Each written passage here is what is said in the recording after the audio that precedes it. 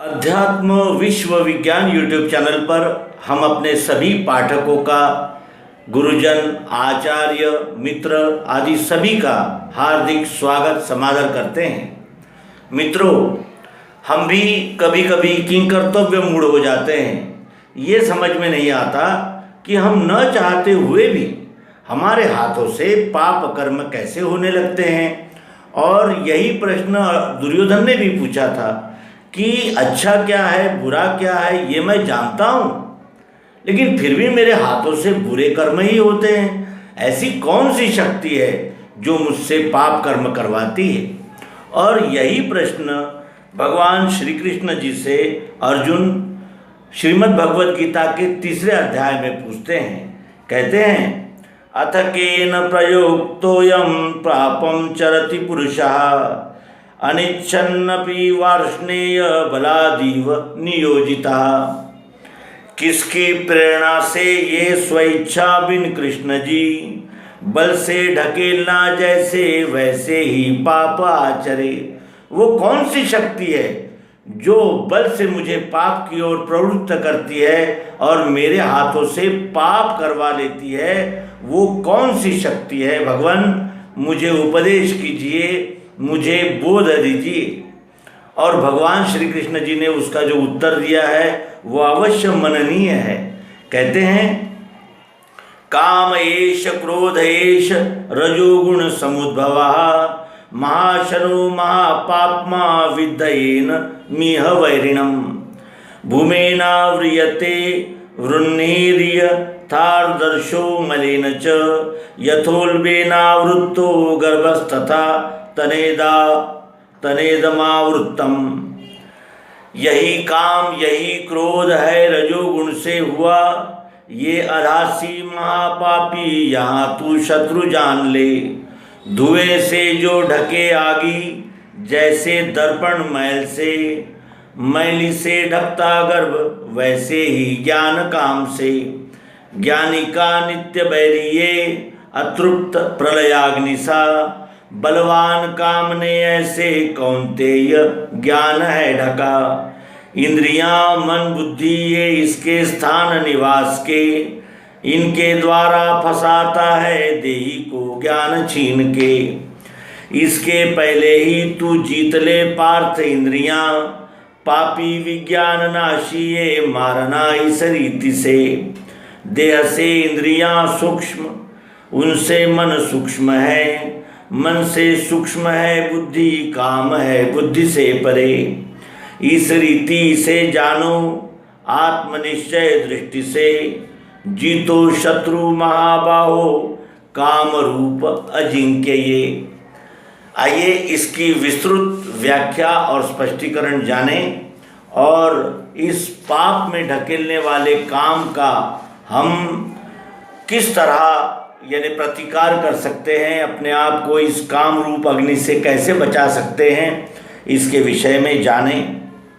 व्यष्टि सुखेच्छा रूपी काम जो रजोगुण स्वरूपी है, वही मनुष्य को पाप कर्म में प्रवृत्त करता है। जीव के पास व्यष्टि सुखेच्छा का भाव रहता ही है। जीव परमेश्वर का अंश होने के कारण सुख रूप ही है, अर्थात निजानंद लेने की इच्छा स्वभावतः जीव के पास रहती ही है। इसे ही शुद्ध काम कहते हैं। जीव रूपी स्फुरण में अर्थात अहम स्फुरण में निजानंद लेने की जो स्वाभाविक इच्छा है, उसमें व्यष्टि सुखेच्छा का बीज रहता ही है। जैसे 1 रुपये में 1 नया पैसा रहता ही है, उसी तरह शुद्ध काम में व्यष्टि सुखेच्छा का भाव शुद्ध रूप में रहता ही है। परमात्मा के विराट देह के अंग उपांगों के स्थान पर है। जैसे समुद्र में से व्यक्त होने वाले लहरों के द्वारा, यानी समुद्र में से जो लहरें व्यक्त होती है, उसी में उसका निजानंद है। उसी तरह परमात्मा के विराट देह से उसके अस्तित्व भाव, मैं हूँ यह भाव, अहंस्फुरण सर्वत्र व्यक्त होता दिखाई देता है। विराट देह से शब्द स्पर्श रूप इत्यादि अस्तित्व के भाव सदैव व्यक्त हो रहे हैं। मानव देह विराट देह की सर्वोत्तम कृति है और पंच तत्व त्रिगुणों का सत्व प्रधान रचना होने से परमात्मा वस्तु के ज्ञाता भाव को अर्थात निज मूल स्वरूप का निज बोध होकर निजानंद प्रत्यक्ष होता है। अतः जीव जो पुरुषोत्तम का ज्ञाता भाव है उसकी बुद्धि में व्यष्टि देह भावना का जब शुद्ध यानी व्यष्टि देह भावना जब शुद्ध होती है तो अपने स्वरूप का बोध होता है, क्योंकि व्यष्टि देह शुद्ध कामना पूर्ति का साधन है तो इसके भरण पोषण की इच्छा भी शुद्ध काम में निहित रहती है। यथार्थ रूप में व्यष्टि सुख की इच्छा अर्थात शुद्ध काम उचित है। सर्वत्र मैं ही अर्थात परमात्मा ही है ऐसी अकंप धारणा जब रहेगी, यानी बुद्धि में रहने वाला व्यष्टि भाव रूपी व्यष्टि देह भाव रूपी कंप अर्थात व्यष्टि काम जब समष्टि के साम्यावस्था में रहेगा तभी व्यष्टि सुखेच्छा का भाव शुद्ध यानी समष्टि के साम्यावस्था में रहेगा। तभी व्यष्टि सुखेच्छा का भाव शुद्ध और समष्टि के साम्या भाव में रहेगा, किंतु प्रकृति चक्र में क्रम क्रम से गुण प्रदान होते जाते हैं। फलतः व्यष्टि देह में प्रकट मैं भाव को मैं व्यष्टि देह तक ही से मर्यादित हूँ ऐसा लगने लगता है और इस तरह शुद्ध काम धीरे धीरे मलिन होने लगता है। ये व्यष्टि सुखेच्छा रूपी काम मलिन होने पर अधर्माचरण करवाता है। व्यष्टि सुखेच्छा का भाव प्रथम बुद्धि में होता है, इससे द्वैत भाव रूपी कंप भी कहते हैं, जो थोड़ा स्थूल होकर मन व क्रमशः इंद्रियों में आकर स्थिर हो जाता है। इस काम का निवास स्थान इंद्रियां, मन और बुद्धि है। ये व्यष्टि सुखेच्छा रूपी काम विषय सुख में प्रवृत्त करता है। तथापि ज्ञान प्राप्ति का भी यही साधन है, इसमें सदैव मलिनता नहीं रहती। यह काम भी त्रिगुणात्मक है, अतः जब सत्व प्रदान होता है तो निज स्वरूप जानने का साधन होता है और जब रजतम प्रदान होता है तो विषयों की ओर प्रवृत्त होता है। अतः काम की मलिनता कम करने के लिए मनुष्य को भोग इच्छाएं मर्यादित करनी चाहिए, अर्थात संयम रूप अग्नि में इंद्रियों का हवन अर्थात भोग इच्छाएं मर्यादित करनी चाहिए। इंद्रियों का पूर्ण दमन और विषयों को पूर्णतया छोड़ना संभव नहीं है। वह मन से विषयों का चिंतन अधिक हानिप्रद है, इसलिए इंद्रिय सुख को क्रम क्रम मर्यादित करना उचित है। साथ ही निज स्वरूप को जानने का प्रयत्न भी करना चाहिए। सामान्यतः मनुष्य चित्त वृत्तियों को बहिर्मुख अवस्था में सदैव व्यष्टि भाव की चर्चा में मन लगाता है तो काम की मलिनता बढ़ती है। काम ज्ञान प्राप्ति का साधन भी है तो सत्व की प्रधानता में अध्यात्म चर्चा में रुचि निर्माण करने से काम का स्वरूप शुद्ध होने लगता है। शुद्ध रूप में काम परमात्म रूप ही है, मलिन होने पर द्वैत भाव की ओर प्रवृत्त हो जाता है। अतः इंद्रियों पर जय अर्थात व्यष्टि सुखेच्छाएं मर्यादित रख आत्म उन्नति की ओर जाना चाहिए। जीव को यथार्थ रूप से इंद्रिय, मन, बुद्धि त्रिविध प्रकार का सुख चाहिए। सुख एक ही है, कार्य दृष्टि से त्रिविध स्वरूपी हो जाता है।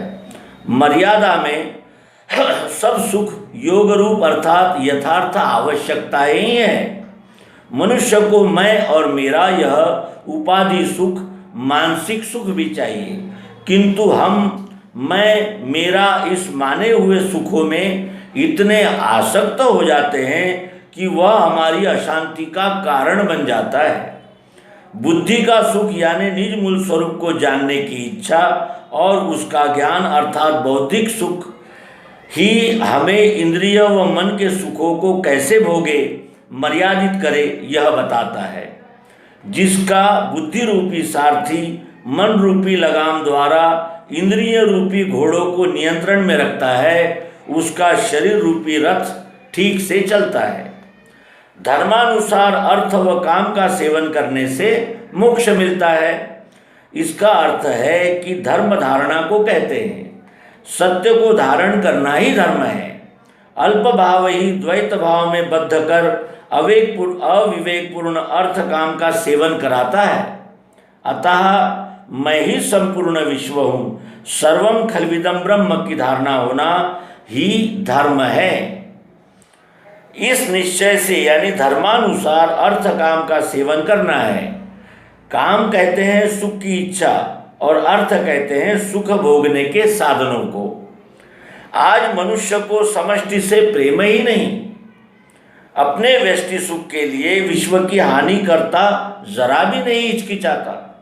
आज धर्म का अर्थ मंदिर मस्जिद आदि में जाना समझा जाता है, परंतु धर्म यथार्थ ज्ञान से अंतःकरण में होने वाली अनन्यता की धारणा है। धर्माचरण का स्वरूप धर्मानुसार विश्व सेवा ही है। स्वयं भी सुखी रहो और सबको सुखी करो। सार बात यह है कि गुणों में आई मलिनता को दूर करने के लिए निज मूल स्वरूप को जानना व आचरण करना है। काम शुद्ध होते ही क्रोध व लोभ भी शुद्ध हो जाते हैं, जो विश्व सेवा में उपयोगी है, परंतु उनका मलिन स्वरूप मोह मद मत्सर पतन की ओर ले जाने वाला है। इंद्रिय सुख प्राप्त करने के साथ स्थायी सुख शांति की प्राप्ति के हेतु भी पुरुषार्थ करके जीवन सार्थक बनाना चाहिए। स्थायी सुख शांति प्राप्त करने के लिए अपने मूल स्वरूप विश्व से अपना अंशी भाव संबंध जानना जरूरी है। जैसे जैसे अपना विश्व से अनन्यता का रिश्ता समझ में आता जाता है, वैसे वैसे सदाचार होने लगता है। आशय यही है कि अपने व्यष्टि अहंकार व्यष्टिमय को मर्यादित करने के लिए सबसे पहले इंद्रियों पर लगाम लगानी चाहिए। इंद्रियां मन के साथ जुड़कर उच्छृंखल होने लगती है, तो इसलिए बुद्धि रूपी सारथी मन रूपी लगाम इंद्रियों पर लगाए और अपने जो व्यष्टि कामना व्यष्टि भाव में जो काम के दिशा में जो अपनी बुद्धि मन इंद्रियां दौड़ती है, उनको संयमित करे और व्यष्टि भाव अहंकार को समष्टि अहंकार में विलीन करे, तो ये काम भी नियंत्रित हो जाता है और नियंत्रित काम ही पाप कर्मों से हमें बचा सकता है। अन्यथा यह जो काम जो सुखेच्छा रूपी है, ये व्यष्टि भावना में डालकर हमारे हाथों से अनर्गल पाप कृत्य कराता ही रहता है और पाप कृत्य होने के बाद फिर हम पछताते हैं और फिर पछताए होत क्या जब चिड़िया चुग गई खेत। तो इस तरह हम अपने व्यष्टि काम को नियंत्रित करके विश्वरूप ही परमात्मा है इस दृष्टि से आप सहित गोविंद, इस तरह अपने बुद्धि को मन को इंद्रियों को नियंत्रित करें और विश्वरूप परमात्मा में ही अपने व्यष्टि अहंकार का लय करें। इस प्रयास में हम आप सहित सभी को शुभकामनाएं देते हुए इस अंक का समापन करेंगे। नर्मदे हर सद्गुरु भगवान की जय, विश्वरूप परमात्मा की जय। ओम शांति शांति शांति।